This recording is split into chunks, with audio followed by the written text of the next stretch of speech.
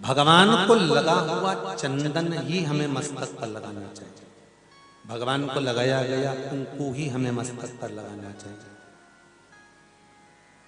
अलग से डब्बी में से कुंकू लेकर नहीं, पहले भगवान को जो समर्पित हो गया हो, भगवान को जो कुंकू चढ़ गया हो, सिंदूर चढ़ गया हो, चंदन चढ़ गया हो, उसको लेकर ही हमें अपने मस्तक पर लगाना चाहिए।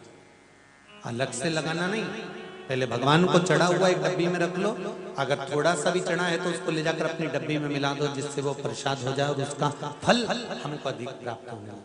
लाल चंदन, थोड़ा सा इत्र, कपूर देसी मिला हुआ, बेलपत्री की जड़ में त्रिपुंड, उसी चंदन को लाकर शंकर भगवान को त्रिपुंड, और शंकर भगवान को त्रिपुंड लगाने के बाद अशोक सुंदरी का जो स्थान होता है,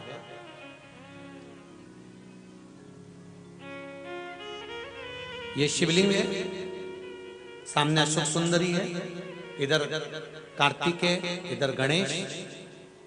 कार्तिकेय से लेकर गणेश जी महाराज तक त्रिपुंड उसी चंदन को, जो चंदन कटोरी में, पहला चंदन का त्रिपुंड बेलपत्री का वृक्ष, दूसरा शिवलिंग, तीसरा त्रिपुंड स्कंददेव कार्तिकेय जी के स्थान से लेकर गणेश जी के स्थान तक अशोक सुंदरी को होकर लगाया जाए, और उसी त्रिपुंड की उंगलियों को, जो लीवर किडनी जिसकी डैमेज हो रही हो, डायलिसिस चल रहा हो, तकलीफें चल रही हो, भोजन नहीं पच रहा हो, उदर में पेट से जुड़ा हुआ जो तकलीफ हो, उस व्यक्ति को मस्तिष्क पर, वक्षस्थल पर और उदर के दोनों भाग पर और नाभि को उससे थोड़ी ऊपर पर त्रिपुंड का भाग लगाना चालू कर देना चाहिए। धीरे धीरे 20 से 22 दिन लगेंगे और आपको बाबा चाहेगा तो आराम लगना प्रारंभ हो। ये शिव कृपा।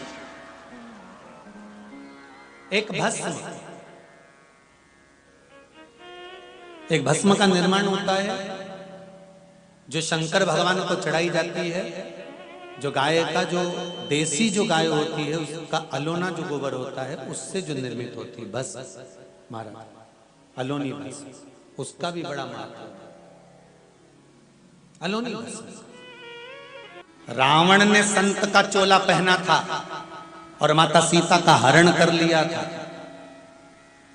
संत का चोला पहनकर रावण ने माता जानकी का हरण करा था। एक बार रावण ने उस संत के चोले को ऐसा बदनाम कर दिया कि आज भी कुंभ के मेले में सबसे पहले संत नहाते हैं, तो भी आज तक वो चोला साफ नहीं हो पाया, तो भी आज तक वो चोला साफ नहीं हो पा रहा।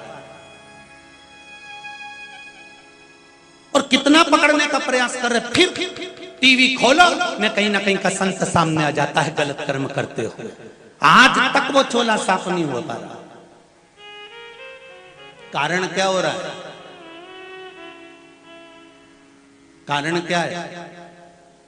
पहले भी आपको कहा 5 कार्य सुधर जाएंगे तो मेरे राष्ट्र को सुधरने में देरी नहीं लगेगी। कितने कार्य सुधरना है? 5। पहले नंबर पर कलाकार, जो नई नई फिल्मों का निर्माण करते हैं, अच्छी फिल्मों का निर्माण करेंगे, बेटियों को अच्छे कपड़े पहनाएंगे तो मेरे राष्ट्र को सुधरने में देरी नहीं लगेगी, राष्ट्र सुधर जाएगा। दूसरे नंबर पर सलाहकार, जो आपको नई नई सलाह देते हैं, ऐसे बाल कटा ले, 2 घंटे तक धागा से ऐसा ऐसा करवा ले, ये जो आपको सलाह देते हैं, ये सलाहकार सुधर जाएंगे तो राष्ट्र को सुधरने में देरी नहीं लगेगी। तीसरे नंबर पर नीतिकार, राष्ट्र के राजनेता सुधर जाएं तो राष्ट्र को सुधरने में देरी नहीं लगेगी। चौथे नंबर पर पत्रकार, जितनी पत्रकार अपनी कलम के माध्यम से राष्ट्र हित की बातें करना और लिखना चालू कर दें तो राष्ट्र को संवरने में देरी नहीं लगेगी। और 5वें नंबर पर आता है कथाकार। कथाकार जितनी बात व्यासपीठ पर बैठकर बोलता है, कथाकार जितनी बात सारी दुनिया के सामने एक पीठ पर बैठकर पोथी और पुराण के सामने कहता है, उतना कथाकार जितना बोलता है अपने ऊपर भी उतना अमल करना चालू कर दे तो राष्ट्र को संवरने में देरी नहीं लगेगी। प्रवचन देना सरल है, संत और साधु बनना सरल है, सन्यासी और तपस्वी बनना सरल है, पर इंद्रियों को साधना, और अपनी बात जितनी कह रहे हो अपने ऊपर अमल करना कठिन है महाराज, बहुत कठिन।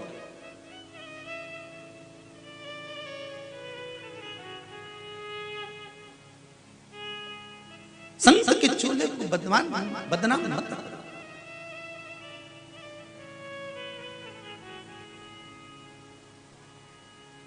गलत कर्म करना है तो इस चोले को पहनने की जरूरत नहीं है। आप तो गलत करना है तो अपना चोला बदलो।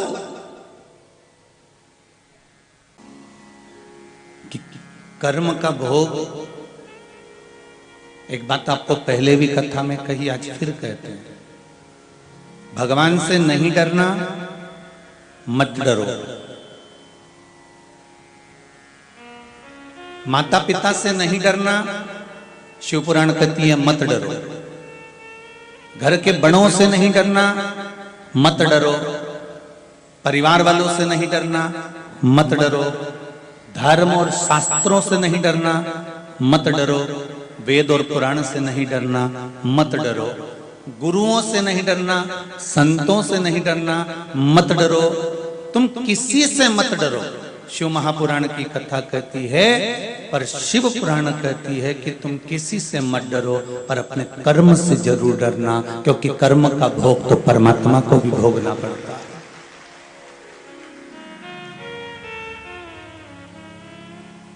भगवान राम जी ने छुपकर बाण मारा था उस बाली को, तो कृष्ण अवतार में उस बाली ने छुपकर बाण मारा था भगवान कृष्ण को। कर्म का भोग भोगना था। माता सीता जी ने एक चिड़िया को कैद में रखा तो माता जानकी को रावण की कैद में रहना पड़ा।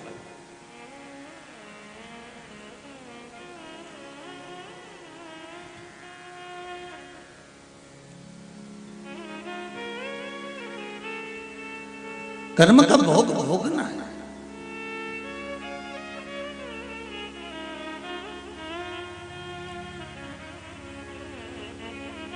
कश्यप बाबा ने एक गलती कर दी थी,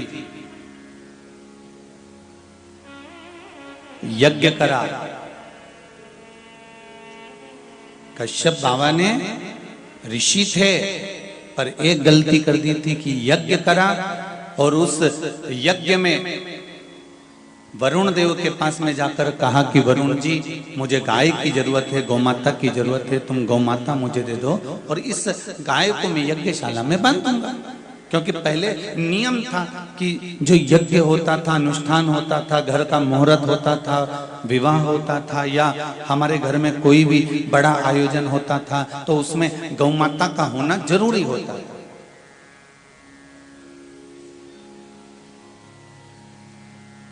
कश्यप ऋषि ने वरुण जी से कहा कि आपकी गाय दे दो। वरुण जी ने कहा मैं अपनी गौमाता देने को तैयार हूं। वरुण जी अंदर गए, गौशाला में से गाय लाकर कश्यप ऋषि को दी, तो साथ में एक बछड़ा भी दिया, एक बछड़ा भी।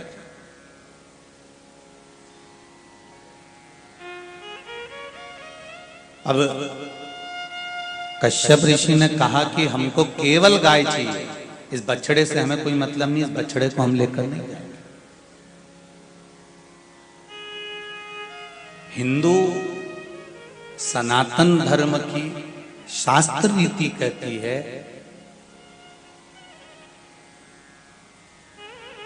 कि जब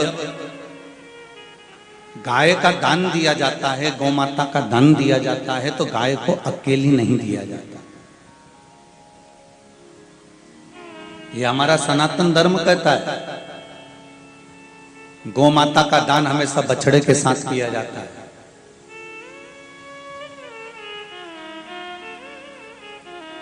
बहन मायके आती है ना, और बिना भांजा भांजी किया जाती है तो वो श्रेष्ठ नहीं लगती। बहन बेटियां जब मायके आए और साथ में अपने बच्चों को लेकर आए मामा और नाना के घर में, तो बहन की भी शोभा होती है और मामा और नाना की भी शोभा होती है। बिना बच्चों के मामा और नाना का घर भी बहन के लिए शोभित नहीं होता। और कोई मामा नाना अगर तुमसे कह दे कि जीजी तेरी औलाद बहुत मस्ती करती है, इसको घर छोड़कर आया कर, तो बहनों से निवेदन है कि ऐसी जगह जाना भी नहीं जहां बछड़ों के लिए जगह ना हो।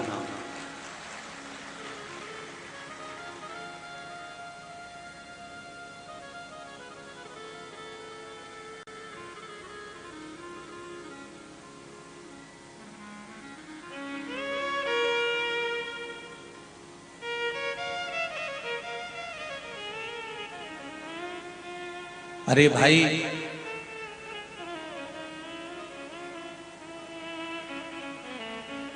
कश्यप ऋषि ने वरुण देवता से कहा कि आप मुझे केवल गाय दीजिए, और वरुण देवता कह रहे हैं कि मैं गाय अकेली नहीं दे सकता, मैं गाय दूंगा तो आपको ये बछड़ा लेकर जाना पड़ेगा। तो क्या मुझे बछड़ा चाहिए?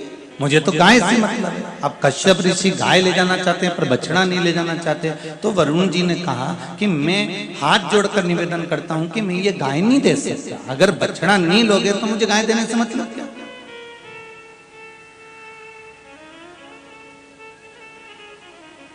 मैं ये गौ माता नहीं दूंगा। अब वरुण देवता ने गाय देने से मना कर दिया। कश्यप ऋषि घर गए। ब्राह्मणों ने कहा कि कल यज्ञ प्रारंभ होना है, गाय को लाकर यज्ञशाला में बांधना है। पहले जो यज्ञशाला बनती थी, इस यज्ञशाला में गौ माता को लाकर बांधा जाता था और गौ माता को चारा खिलाया जाता था।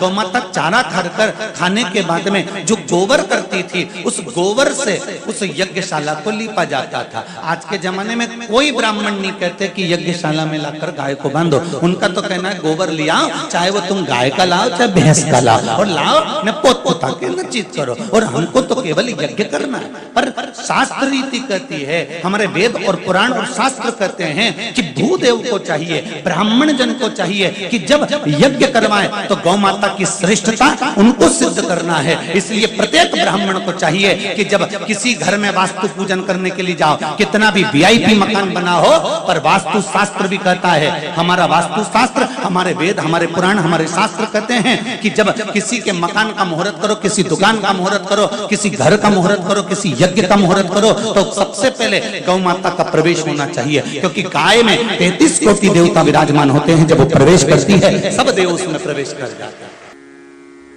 पर आज का जमाना जरा फैशन का हो गया। गुरुजी गाय को अंदर लाएंगे और वो गंदगी कर देगी, पूंछ अगर घुमा के फेंक दी ना तो दीवार पे छींटे पड़ जाएंगे। शिव महापुराण की कथा कहती है, नर कपड़न से डरा थे और नरक पड़न से ना। कई लोग पूछते हैं कौन से कलर के कपड़े पहने जिससे शंकर जी प्रसन्न हो जाएंगे। नवरात्र चल रहे हैं, लाल कलर की साड़ी पहन ले, देवी जी प्रसन्न हो जाएंगे। काले कलर के कपड़े पहनेंगे, शनि महाराज प्रसन्न हो जाएंगे। पीले कलर के कपड़े पहनेंगे, गुरु महाराज प्रसन्न हो जाएंगे। सफेद कलर के कपड़े पहनेंगे, चंद्रदेव प्रसन्न हो जाएंगे। शिव महापुराण की कथा कहती कौन से कलर के कपड़े पहने कि भगवान प्रसन्न हो जाएगा। भगवान की कथा कहती है, भगवान शंकर को पाने के लिए कपड़ा बदलने की जरूरत नहीं पड़ती, कलेजा बदल लीजिए, शंकर आपके सामने प्रकट हो जाएगा। केवल कलेजा बदलने की जरूरत है, इस चित्त वृत्ति को ही नहीं बदला और कपड़े बदल बदल करेगा तो भगवान कहां से मिलेगा साहब। खूब चेंज करा तुमने, खूब चेंज करा।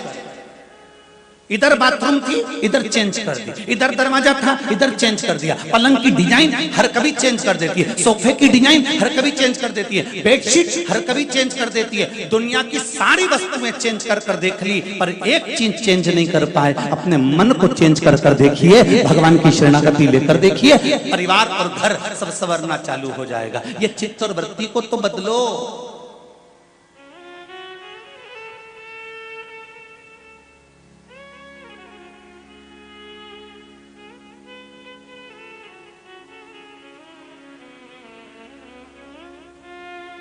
कश्यप ऋषि ने जैसे ही ब्राह्मणों से कहा तो ब्राह्मणों ने कहा गाय को बांधना जरूरी है, गोमाता को लेकर आओ यहाँ बांधो। ब्राह्मणों से कश्यप ऋषि ने कहा बिना गाय के क्या यज्ञ नहीं होगा। ब्राह्मणों ने कहा जहां गाय नहीं वहां ब्राह्मण नहीं, जहां गौ नहीं वहां यज्ञ नहीं।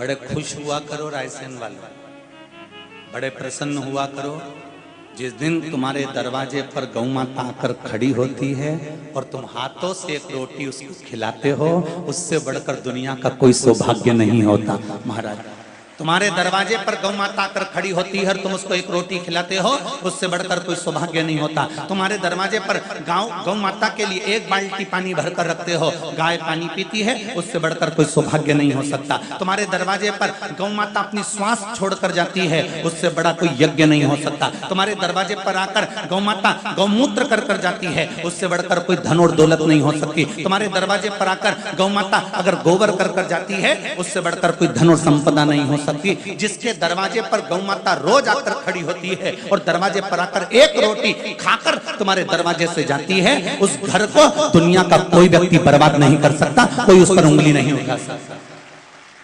अब सेवा तो करो।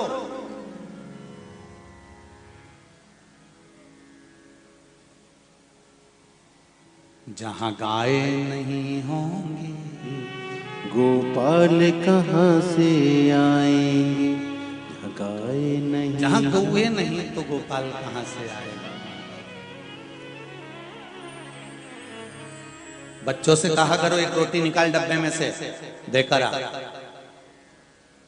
जा एक रोटी लेकर जाओ डब्बे में से देकर आ। बच्चा आकर कहेगा मम्मी ये तो वही गाय जो सुबह 9 बजे आई थी ना, जिसको रोटी दी थी, फिर आ गई। तो अंदर से मम्मी बोलती डंडा उठा ले, 9 बजे दी थी ना, डंडा उठा ले। माँ ने उसको समझाया नहीं बेटा कि सवेरे 9 बजे तूने भी तो रोटी खाई थी, 2-3 बजे वापिस भूख लग गई होगी। गाय, पशु, पक्षी वहीं जाते हैं जहां पर उनको कुछ खाने को मिलता है, कुछ खाने को मिलेगा। पशु पक्षी गाय वहीं जाएंगे जहां उनको कुछ मिलेगा। तुम 2 या 3 दिन डंडा मारकर भगा दो, गाय आएगी वापस? अरे जम के तो बोलो नहीं। गाय घड़ी नहीं पहनती है तो भी तुम सुबह 9 बजे रोटी देते हो तो 9 बजे आकर खड़ी हो जाती है। 3 बजे रोटी देते हो तो 3 बजे आकर खड़ी हो जाती है। 2 बजे रोटी देते हो तो 2 बजे आकर खड़ी हो जाती है। गाय को समय का भान होता है कि मुझे इतनी बजे इस दरवाजे से रोटी मिलेगी, वो उतनी बजे उस जगह पर आकर खड़ी हो जाती है, उतनी बजे।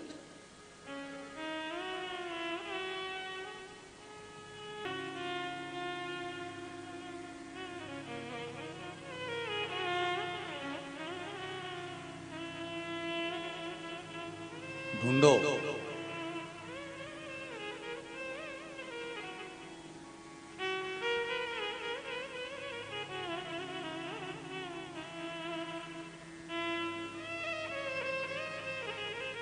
कितना बड़ा संवाद है। रायसेन के पास में भोपाल लगा हुआ है, राजा भोजपाल का नगर, राजा भोजपाल की भूमि। जब राजा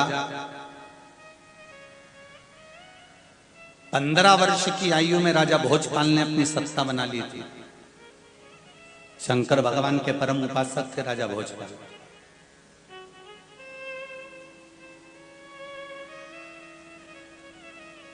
जब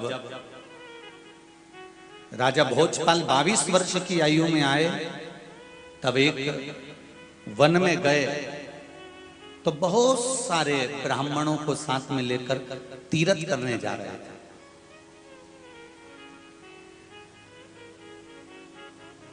गौओं को भी साथ ले गए, गाय बछड़े सब।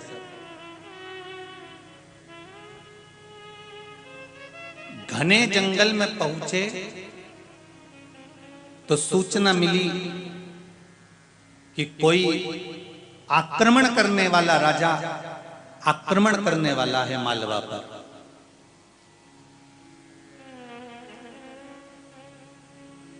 तब राजा ने अपने सारे जितने लोग आए थे उनसे कहा कि अब अपने कोई जंगल से वापस बाहर निकलना है और जल्दी से निकलना है, समय नहीं है, अपने मालवा में वापस पहुंचना है, मुझे अपने भोपाल में भोजपाल में वापस इस भूमि पर पहुंचना है और शीघ्र पहुंचना है। इतने विद्वान विद्वान ब्राह्मण आए हुए हैं, इतने सारे सैनिक हैं, इतने बड़े मंत्री संतरी कलंतरी सारे यहां पर आए हुए हैं, शीघ्र से मुझे अपने भवन में अपने राजभवन में पहुंचा दो, बस जल्दी करो। अब सारे मंत्री जितने भी संतरी जो लगे थे सबने विचार करा कि रास्ता ही भूल गए, इतने जंगल में तो पड़े, कौन सा रास्ता पास का होगा, कौन से रास्ते से जाया जाए, किस मार्ग से पहुंचा जाए, करा क्या जाए, विचार में पड़ गए। तब जब सब हार गए तब राजा भोजपाल ने कहा कि यदि जल्दी निर्णय नहीं हुआ तो मेरा पूरा राज बर्बाद हो जाएगा, मुझे शीघ्र अपने नगर पहुंचना है। तब एक बूढ़ा ब्राह्मण उठकर बोला, महाराज इतनी गायों उनको बांध कर रखा है, सब गाय के बछड़े हैं, एक जो लाल कलर की गाय है उसका बछड़ा नहीं है, जल्दी जल्दी में बछड़ा घर पर छूट गया है। महाराज एक काम करते हैं, इस गाय को छोड़ देते हैं, गाय के पीछे सेना चलेगी, अपन सब चलेंगे, और गाय यह विश्वास है कि अपने बछड़े के बिना नहीं रह सकती, तो रंभाती रंभाती रंभाती रंभाती तुरंत आपके नगर में पहुंच जाएगी। और गाय को छोड़ा गया और गाय भागती हुई चली और सेना जो चली, कहते हैं केवल 24 मिनट लगे थे और जंगल से बाहर राजा भोज अपनी सेना के साथ आक्रमण के लिए तैयार खड़े।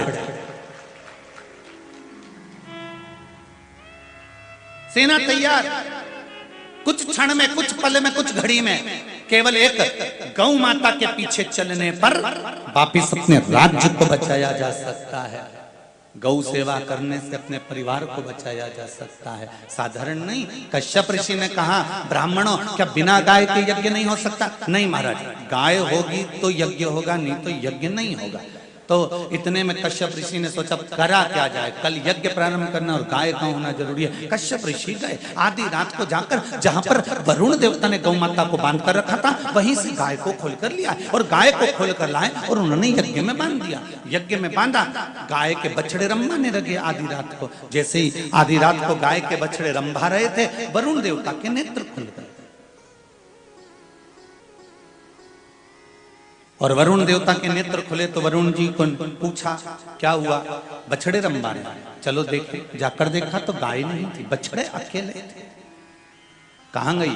ढूंढा, मालूम पड़ा कश्यप ऋषि ले गए खुलकर आधी रात को।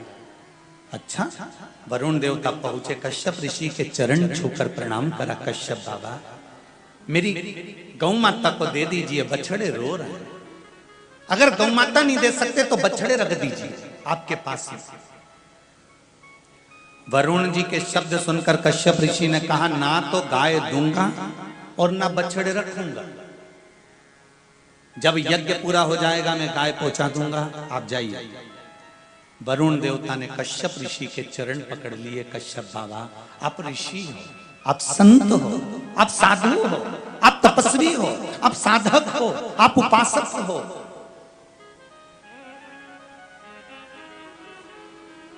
एक संत यदि अपनी मर्यादा भूलेगा, एक साधु, एक गुरुजन अपनी मर्यादा भूलेगा तो राष्ट्र कहां जाएगा?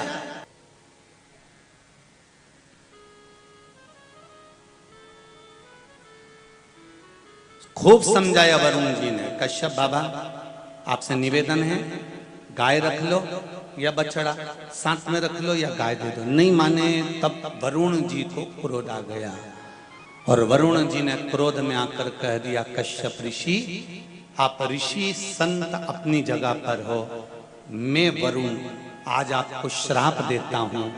जैसे मेरे बछड़े अपनी गाय के लिए रो रहे हैं, तुम अगला जन्म पृथ्वी पर वसुदेव बनकर पाओगे, और जैसे मेरे बछड़े अपनी मां के लिए रो रहे हैं, तुम वसुदेव बनकर अपनी औलाद के लिए रोओगे।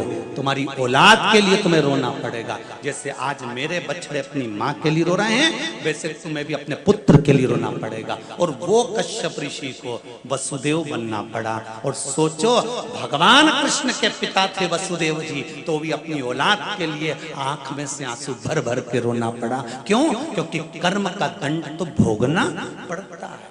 तुम कुछ भी करो, मत डरो किसी से। फिर निवेदन करूंगा, माता पिता से नहीं डरना, मत डरो। वेद और पुराण से नहीं डरना, मत डरो। धर्म और शास्त्र से नहीं डरना, मत डरो। मंदिर और देवालय से नहीं डरना, मत डरो। घर के बुजुर्गों से नहीं डरना, मत डरो। समाज और जाति से नहीं डरना, मत डरो। पर इतना याद रखना कि अपने कर्म से जरूर डरना, क्योंकि कर्म का भोग तो परमात्मा को भी भोगना पड़ता है। फिर परमात्मा को भी भोगने के लिए, कर्म के लिए इस मृत्यु लोक में आना पड़ता है। तो हम क्या लगते हैं? अच्छा कर्म कर कर चल।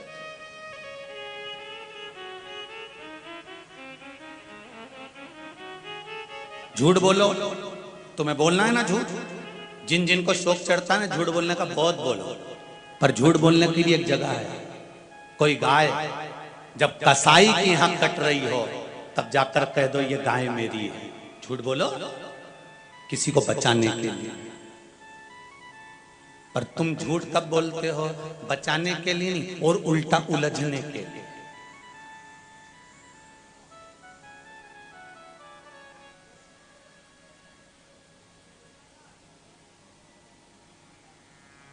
कहां गई थी? कथा सुनने। कहां बैठी थी? आगे से चौथी लाइन में। तो चौथी लाइन में तो मैं भी बैठी थी, तो मुझे दिखी नहीं। अरे मैं तो जल्दी उठ के चली गई थी। कहां गई थी फिर? घर पे तो तू 5 बजे ही पहुंची। कहीं नहीं, वो बीच में कमला मिल गई थी। अच्छा, कौन? वही कमला जो ऐसा बक्कल लगाती है। हाँ वही। लो, वो तो मेरे पास में बैठी थी कथा से। वो कमला नहीं, वो पीछे बक्कल वाली। अच्छा, वो तो हम जा रहे थे कथा में से, जब वो बैंगन खरीद रही थी और गोभी। तू तो थी नहीं उसके साथ। एक झूठ के पीछे झूठ, झूठ के पीछे झूठ, झूठ के पीछे झूठ, झूठ के पीछे झूठ बोलना पड़ता है। एक बार सत्य बोल दो। आगे कथा आने वाली है कि ब्रह्मा जी भगवान शंकर के सामने झूठ पर झूठ बोलेंगे और ब्रह्मा जी का सिर कट जाता है। और भगवान विष्णु एक बार सत्य बोल दिए, इसलिए भगवान विष्णु का नाम सत्य नारायण पड़ जाता है। केवल एक बार सत्य बोलो। सत्य बोलो तो।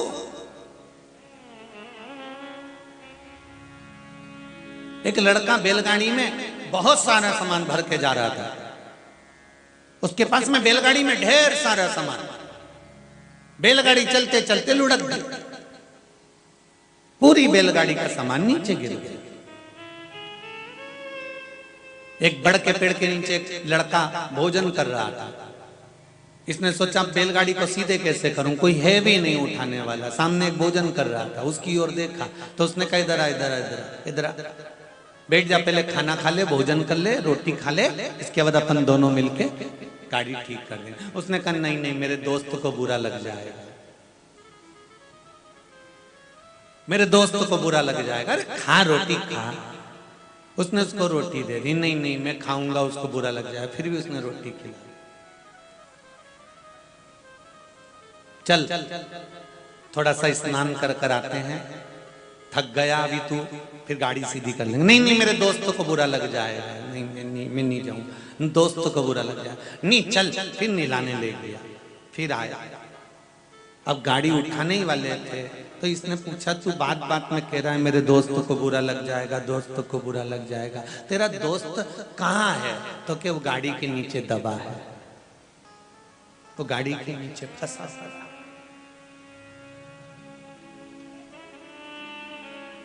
उसने कहा अरे वो बावरे, ये बोलना चाहिए ना कि गाड़ी के नीचे कोई दबा पड़ा हुआ है, तू तो कह रहा बुरा लग जाएगा, बुरा लग जाएगा, बुरा लग जाएगा, उतने में उसके प्राण निकल जाए तो।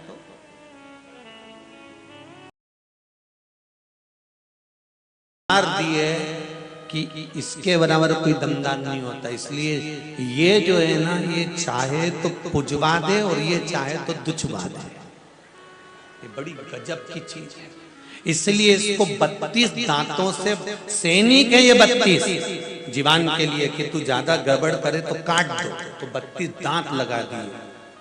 पर इन दोनों ने आपस में बातचीत कर ली, दोनों की फ्रेंडशिप हो गई, दांत और जीवान की। एक दिन जीवान ने दांतों से कहा, दांत तुम मेरे 32 भाई हो, तुम मुझे काटना मती भाई, मैं तुम्हारे हाथ जोड़ूं। इतने में 32 दांत बोले, बेन हम तुझे नहीं काटेंगे, तेरी सौगंध खाएं, पर तू किसी से आड़ा टेढ़ा मत कह दीजिए, नहीं तो 32 की 32 निपट जाएगा। हम तेरा ध्यान धरे तो हमारा ध्यान धर ले। तूने गड़बड़ बोला और इन्हें धर के दिया, और ये 32 की 32 पूरा की पूरा फर्नीचर गाया, पूरा फर्नीचर, चौखट की चौखट निकल गई। तू कृपा कर। अरे भजन भोले बाबा का करते रहोगे तो संसार सागर से तरते रहोगे। चित्त वृत्ति परमात्मा।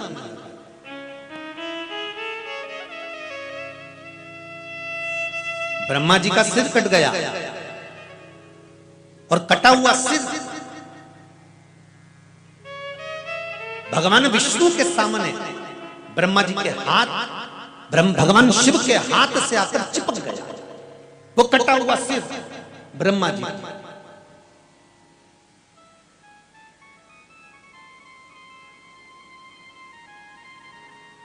विचार किया,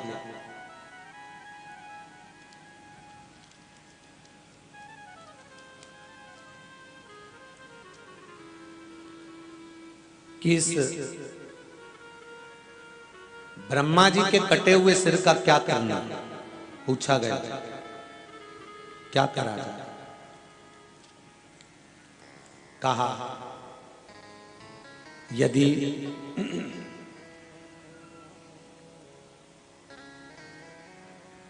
भगवान विष्णु ने कहा, यदि इस ब्रह्मा जी के कटे हुए सिर का आप कुछ नहीं करोगे तो ये सिर कहीं पूज्य नहीं होगा। भगवान शंकर ने उसको बड़ का पेड़ बना दिया, बट वृक्ष।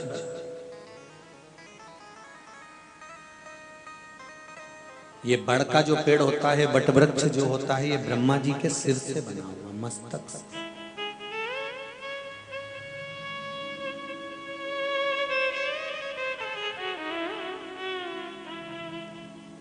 अब शंकर भगवान ने काल भैरव को प्रकट करके ब्रह्मा जी का सिर कटवाया था, इसलिए ब्रह्मा जी के मस्तक कटने का जो दोष था वो शिव जी पे लगा। बहुत ध्यान देना इस कथा पर, बहुत।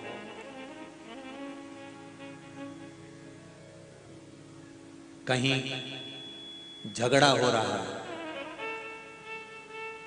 तुम पास में खड़े हो, और खड़े होकर तुमने कह दिया, वो डंडा उठा ले और दे मार, उठा डंडा और दे मार।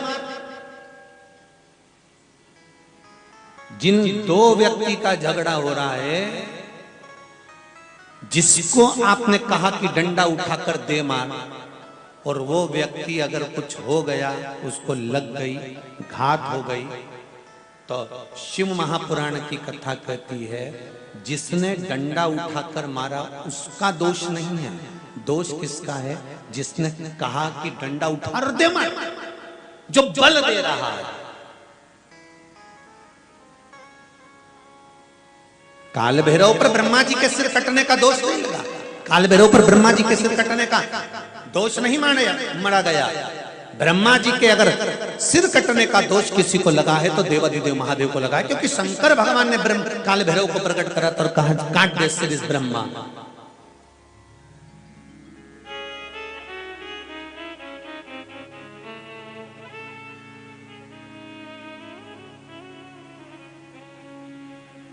सब अच्छा चल रहा, और जरा सा अपने अपने मोबाइल पर जरा सा अपने अपने फेसबुक पर, यूट्यूब पर या इंस्टाग्राम पर कुछ गलत बात लिख दी, विवादित कोई चीज लिख दी, तो दोष आपका है, क्योंकि आप उसको प्रेरणा दे रहे हो, आप गलत करने के लिए उसको अग्रण्य कर रहे हो।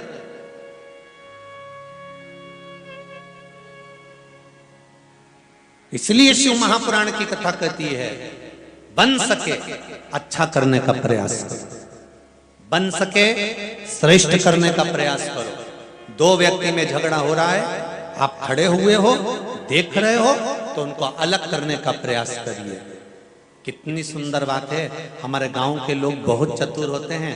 गांव के लोग देखते हैं जब दो बैल लड़ते हैं ना, तो वो उसको पूंछड़ी पकड़ नहीं पाते, डंडे से भगा नहीं पाते, और डंडा मारेंगे तो अच्छा नहीं लगेगा, तो अंदर जाते हैं, बाल्टी भर के पानी लाते हैं, और गांव के लोग उस दो बैल पर, जो दो बैल होते हैं, दो नंदी होते हैं, उन पे बाल्टी से पानी डाल देते हैं। जैसे बाल्टी से पानी डाला और वो दोनों भाग गए।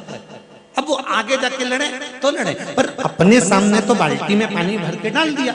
उसी तरह अगर दो व्यक्ति झगड़ा कर रहे हैं, विवादित बात कर रहे हैं, दो तरह के व्यक्ति गलत बात कर रहे हैं, तो आपका काम है कि भक्ति का थोड़ा सा जल, प्रेम का थोड़ा सा जल, श्रद्धा का थोड़ा सा जल, स्नेह का थोड़ा सा जल, विश्वास का थोड़ा सा जल, अच्छी वाणी का थोड़ा सा जल आप उसको डाल दीजिए। डालते से वो क्रोध की अग्नि समाप्त हो जाएगी और स्नेह प्रबल हो जाएगा।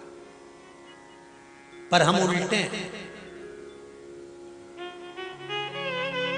जब घर में लड़ाई होती है ना, और इतने में मायके से फोन आ जाता है ना, क्या हुआ बेटा, आज मेरी सास से लड़ाई हो गई। अच्छा, फिर मायके से जो बोलना चालू होता है, मैं तो पहले ही जानती थी तेरी जिंदगी बड़ी बेकार हो गई,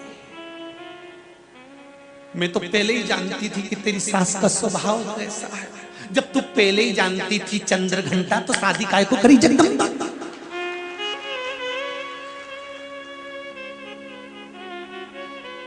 हर बात में एक ही बात बोलती, मैं तो बेटा पहले ही जानती थी, पहले ही जानती थी, पहले ही जानती थी। तो तू तो भविष्य वक्ता हो गई। जब पहले जानती थी तो फिर शादी काय को करी। समझाना चाहिए बेटी को, कोई बात नहीं, घर की बुजुर्ग माँ है ना, बूढ़ी है ना, तुम जवान हो, तुम युवान हो, तुम्हें बदलने की जरूरत है, बूढ़ा व्यक्ति नहीं बदल सकता। और माँ को समझाना चाहिए बेटी को कि सुन बेटा, सास कितने दिन की कम निपट जाएगी, पता नहीं पड़ेगा, बाद में तो तेरी सत्ता रहेगी न छोरी। और थोड़े दिन की बात, और थोड़े दिन की बात, और थोड़े दिन की बात, तुम तो आस का दिया जला के रखो कि डोकरी निपटे, तब तो चाबी तेरे पास। पर आग लगाने की जगह प्रेम का जल नहीं छींटते बनता। लोग उसमें वो कहते हैं ना, वो हनुमान जी ने लंका जला दी, और लंका जलाई, इतने में मेघनाथ आया, और मेघनाथ ने आकर ऊपर इंद्रदेव से कहा, इंद्रदेव मेघ बरसा, पानी बरसा।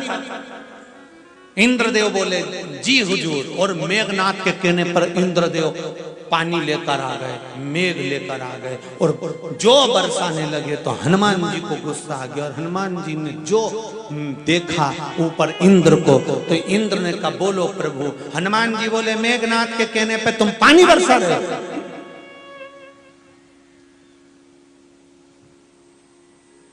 मेघनाथ ने तुमसे कहा तो तुमने जलवृष्टि करना चालू कर दी।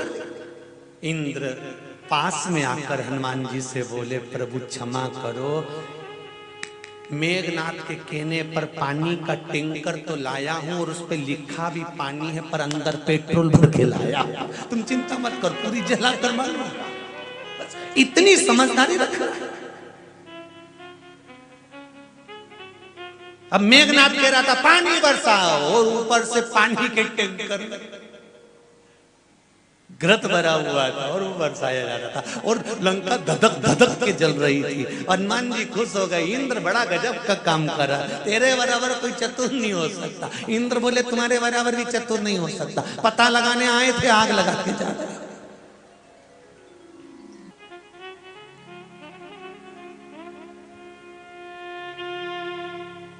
ब्रह्म हत्या का दोष भगवान शंकर पर लगा। क्या करूं? शंकर भगवान ब्राह्मण पर निकल गए, ब्राह्मण पर।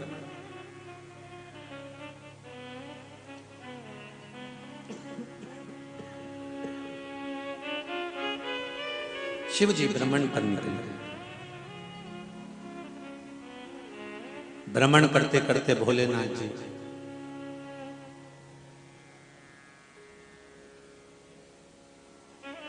पहुंचे।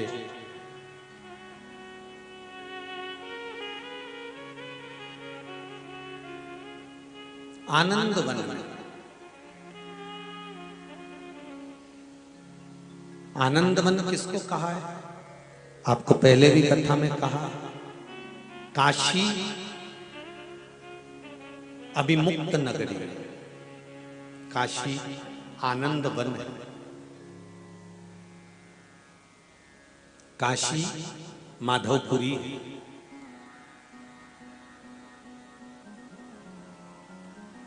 पहले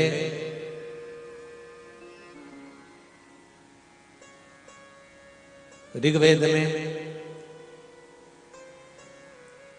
काशी का जो वर्णन मिलता है ऋग्वेद के अंतर्गत, तो उसमें वर्णन मिलता है कि जो काशी है, ये काशी भगवान विष्णु का निज घर था।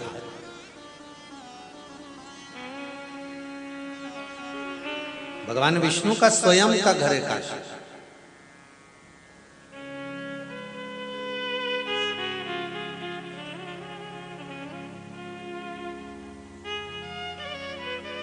ये भगवान विष्णु यहाँ निवास किया करते थे। लक्ष्मी जी के साथ में सदा भ्रमण किया करते थे इस काशी में। शंकर भगवान का निज घर बद्रिकाश्रम है और भगवान विष्णु का निज घर काशी है।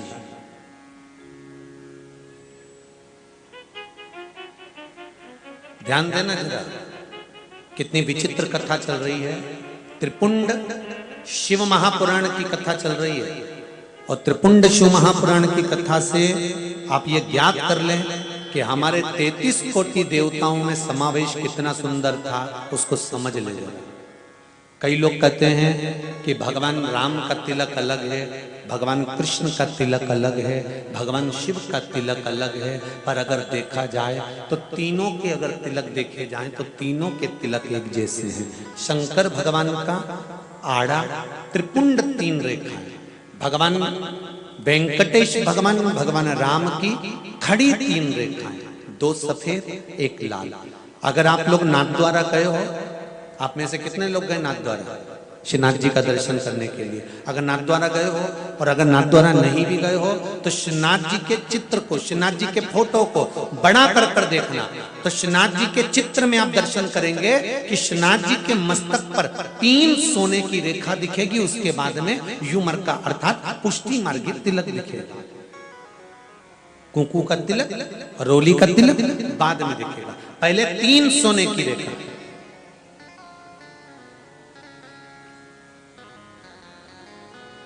कोई कहे कि भगवान विष्णु त्रिपुंड नहीं लगाते, कोई कहे कि भगवान कृष्ण त्रिपुंड नहीं लगाते, तो आप अच्छे से दर्शन करेंगे तो आपको दर्शन होगा कि भगवान नारायण भी त्रिपुंड धारण करते हैं, तो भगवान मेरे कृष्ण मेरे राम भी त्रिपुंड धारण करते हैं, तो मेरे शंकर भी त्रिपुंड धारण करते हैं, ब्रह्मदेव भी त्रिपुंड धारण करते हैं, तो इंद्र भी त्रिपुंड धारण करते हैं, भगवान सूर्य नारायण भी त्रिपुंड धारण करते हैं। ऐसा कोई देव नहीं जिन्होंने त्रिपुंड को धारण ना करा।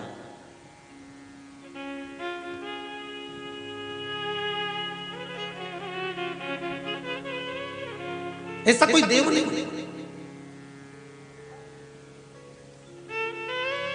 त्रिपुंड में 3 नाड़ियों को साधने की प्रबलता होती है। पहली इड़ा, दूसरी पिंगला, तीसरी सुषुम्ना। ये 3 नाड़ियां त्रिपुंड लगाते समय केंद्रित कर ली जाती है। बहुत ध्यान देना जरा कथा की। जिस बच्चे का बुखार नहीं उतर रहा, बुखार कमी नहीं हो रहा, बहुत प्रयास कर लिया, डॉक्टर को भी दिखा लिया, तो एक प्रयास करना, कोई भस्म आपके पास में घर में रखी हो, कोई भस्म, भस्म का भी हमने पहले कथा में वर्णन किया है कि कोई यज्ञ यदि आपके यहाँ होता है और विशाल कोई यज्ञ होता है और उस यज्ञ में जो गोला, नारियल का गोटा जो आखिरी में पूर्णाहुति में समर्पित किया जाता है, उस गोले के अंदर की भस्म को पीस कर छान कर रख लीजिए। वो बड़ी प्रबल भस्म होती है। दूसरा, अगर वो भस्म ना मिले तो बेल का जो फल होता है, बेलपत्री के वृक्ष में जो बेल का फल होता है, उस बेल के फल को सुखा लीजिए, सुखाने के बाद उसको जला लीजिए, जलाकर उसको पीस लीजिए, पीस कर उसकी भस्म तैयार करके रख लीजिए। वो भी नहीं हो तो अलोनी गोबरी, कंडा, गाय जब पोटा करे उस पोटे को हाथ से थापा ना गया हो, गाय ने पोटा करा, सूख गया, उस पोटे को उठाकर जलाकर जो भस्म तैयार करी जाती है उसको अलोनी भस्म कहते हैं।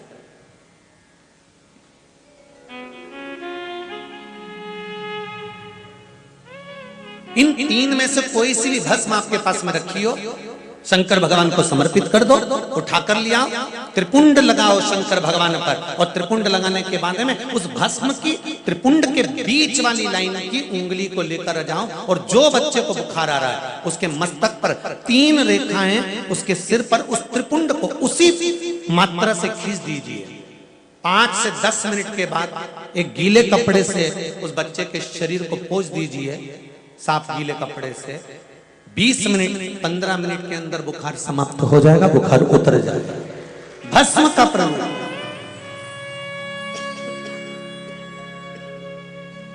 महाराज, शिव महापुराण की कथा कहती है 3 नाड़ियां,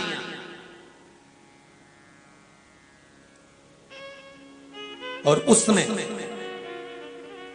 इडा, पिंगला, सुषुम्ना, ये 3 जो नाड़ियां हैं, ये हमारे शरीर के जितने ताप हैं, तकलीफ है, रोग है, बीमारी है, इसको खींचने का काम करते हैं। केवल भस्म। अभी अपन कथा में सुनेंगे आज कि शंकर भगवान ने सबसे पहले भस्म का त्रिपुंड कब लगाया।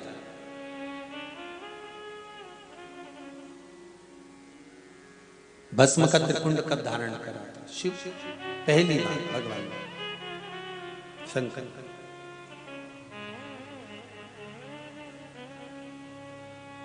तो बद्रीनाथ भगवान शंकर का घर है और काशी भगवान विष्णु का घर है, भगवान विष्णु का निज निवास है। वहां पर भगवान विष्णु नित्य प्रति भ्रमण करते रहते हैं और बद्रीनाथ में भगवान शंकर भ्रमण करते रहते हैं।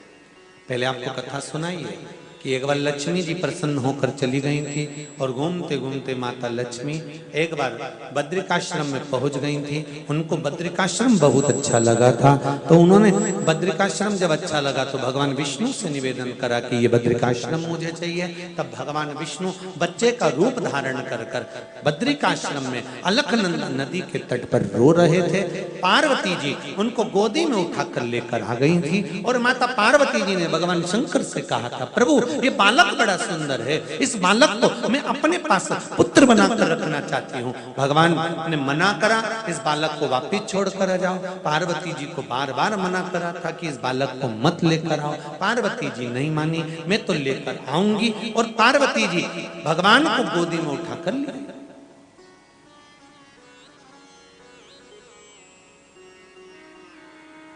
भगवान शंकर और पार्वती भ्रमण के लिए जाते थे। आज इस बालक को कैसे लेकर जाए? तो बालक को अंदर छोड़ दिया, दरवाजे लगाकर घूमने चल दिए। वापिस लौट कर आए तो तो अंदर से दरवाजा बंद था, खोलने का प्रयास किया गया पर दरवाजा नहीं खुला। पूछा क्या बात है? पार्वती जी कहती हैं अंदर कोई है जिसने दरवाजा बंद कर लिया, खोल नहीं रहा। जब दरवाजा खोला तो भगवान विष्णु और लक्ष्मी अंदर थे। नारायण और लक्ष्मी ने माता पार्वती और भगवान देवाधिदेव महादेव से कहा कि ये घर हम रखना चाहते हैं, ये बद्रिकाश्रम हम रखना चाहते हैं। पार्वती जी की आंख में आंसू भर गए। पार्वती जी रोती हुई बोली अपन कहाँ जाएंगे, अपन कहाँ जाएंगे? शिव जी बोलते हैं कोई बात नहीं पार्वती, अगर भगवान विष्णु और लक्ष्मी जी का मन यहां रहने का है तो ये यहां रहे, अपन केदारनाथ में चलकर रहेंगे। जरा देवताओं का प्रेम देखिएगा, देवताओं की वात्सल्यता देखिए, देवताओं की करुणा देखिए कि कितना वात्सल्य, कितनी करुणा, कितना प्रेम भरा है देवताओं में, जरा वो समझिएगा। भगवान शंकर ने अपना घर भगवान विष्णु को दे दिया।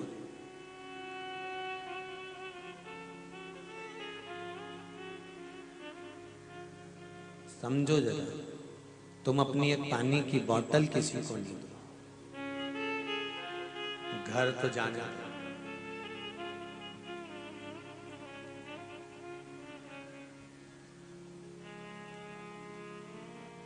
आधे से ज्यादा जो झगड़े हैं ना, ये प्रॉपर्टी और दौलत के ही हैं। वो महाभारत के समय से चले आ रहे हैं, अभी तक नहीं सुलझे, अभी तक। अब आपसे एक बात पूछें,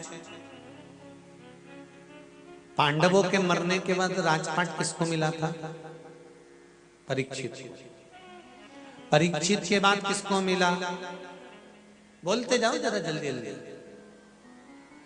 फिर उसके बाद में जन्मेजय के बाद, फिर उसके बाद में जन्मेजय के बाद फिर किसको मिला? फिर जन्मेजय के छोरा छोरी को, फिर उनके छोरा छोरी को, फिर उनके छोरा छोरी को, फिर उनके छोरा छोरी को, फिर उनके छोरा छोरी को, फिर उनके छोरा छोरी को। अब अभी किसको मालूम कि वो राजपाट किसके पास है?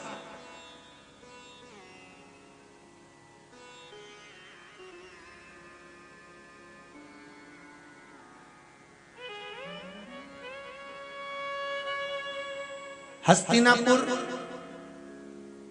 आज के समय में दिल्ली है, सही है कि गलत है? अरे बोलते जाओ। हस्तिनापुर मतलब दिल्ली। अब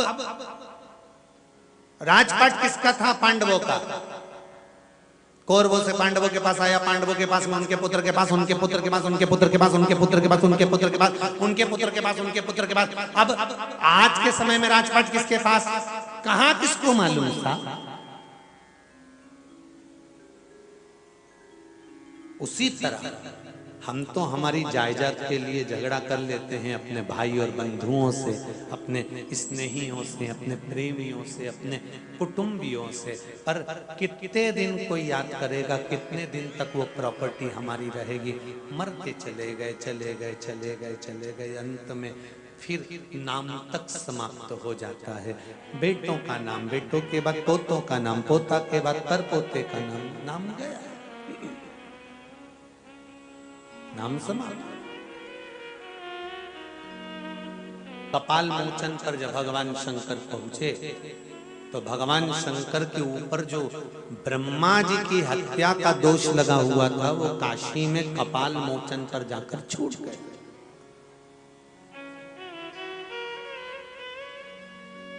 काशी में कपाल मोचन पर जाकर छूटा।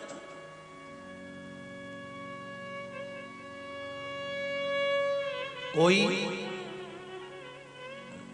अगर धन लेकर चले गया, पैसा लेकर चले गया, व्यापारी कोई पैसा ले गया और तुमने बहुत प्रयास किया, बहुत प्रयास किया, नहीं मिला, अंत में एक प्रयास तो कर सकते हो कि मूंग के दाने शिव जी को समर्पित कर कर, नंदी के पास रखकर बेलपत्री को तो समर्पित कर सकते हो, फिर पैसा आना लौट कर आना ये शिव नहीं घबराना, शंकर का अनुमोदन।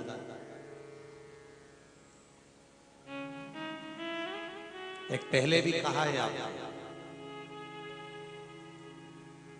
कर्जे में ज्यादा लगा लूं,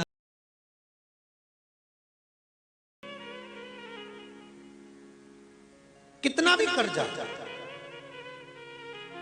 कोई धन लेकर भाग भी गया तो भी करो, बट वृक्ष के नीचे दही के शिवलिंग का निर्माण करो और दही के शिवलिंग का निर्माण कर कर उसका पूजन करो, उसकी आराधना करो और बाद में उस शिवलिंग की पूजन आराधना कर कर उससे विनती कर कर उस पे काली तिल समर्पित कर कर जिस व्यक्ति से पैसे वापस बुलवाना है या कर्जा चुकाना है, काली तिल शिव को समर्पित कर कर उस दही के शिवलिंग पर फिर पूजन करने के बाद उस शिवलिंग को विसर्जन करो। बाबा से 5 सोमवार तो करो, छठे सोमवार से पैसा तो बाबा ला कर देना चालू कर देगा। वो कहीं पर भी गया, कोई कितना भी खाकर भग गया, शिव आराधना कर, पर आराधना में छल, दिखावा, ढोंग और प्रपंच नहीं होना चाहिए। मेरे शंकर को ये सब अच्छे नहीं लगते। मेरे शिव को निर्मल मन सो मोहि पावा, मोहि छल छिद्र कपट ना भावा। शंकर को निर्मलता का भाव, उनको ज्यादा दिखावा नहीं। माधोपुरी में मेरे शंकर भगवान भ्रमण कर, माधोपुरी में मेरे शिव घूम देखा,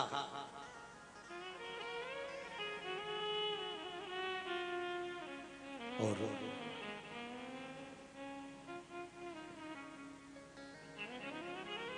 भगवान नारायण को मालूम पड़ा कि देवाधिदेव महादेव आए।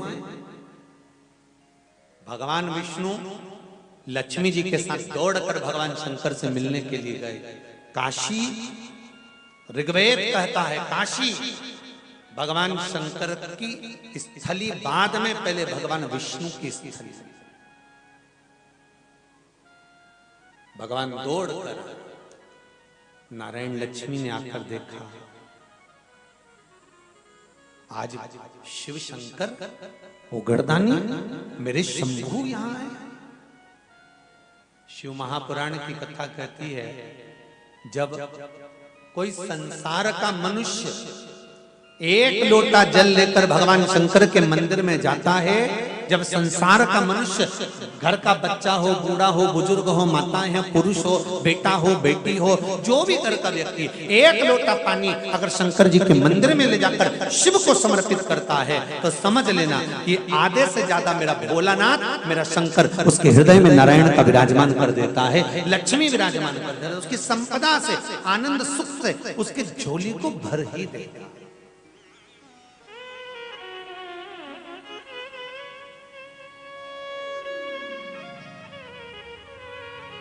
पर मात्र आधी रात के समय पर एक चोर चोरी करने गया था, उसके शरीर पर कपड़ा था, उसने उस कपड़े को उतार कर त्रिशूल में लपेट कर दिए से आग लगाकर चोरी का सामान ढूंढ रहा था। इतने में शंकर भगवान प्रसन्न हो गए और होते से कहा, अरे भाई, तूने आज शिवरात्रि के दिन मेरे मंदिर में दीप लगाया है, मैं तुझे कुबेर का भंडार भरता हूं और तेरे को कुबेर बना देता हूं।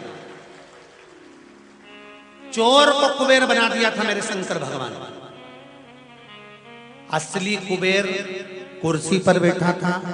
कुबेर जब कुर्सी पर बैठा था और ये चोर पहुंच गया, चोर ने जाकर कहा, ये कुर्सी हमारी है, छोड़ो। कुबेर कहता, ये कुर्सी मेरी है। चोर कहता है, मेरे को कुबेर बना दिया गया, अब तुम उठो। असली कुबेर को कुर्सी से उठना पड़ा और चोर को कुबेर की कुर्सी पर बैठना पड़ा।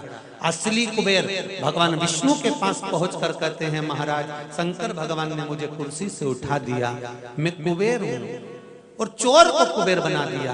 तब भगवान विष्णु कहते हैं, वो शंकर है, भोला है, उसके मामले में हम भी कुछ नहीं बोल सकते, क्योंकि वो जो करता है सब अच्छा ही करता है।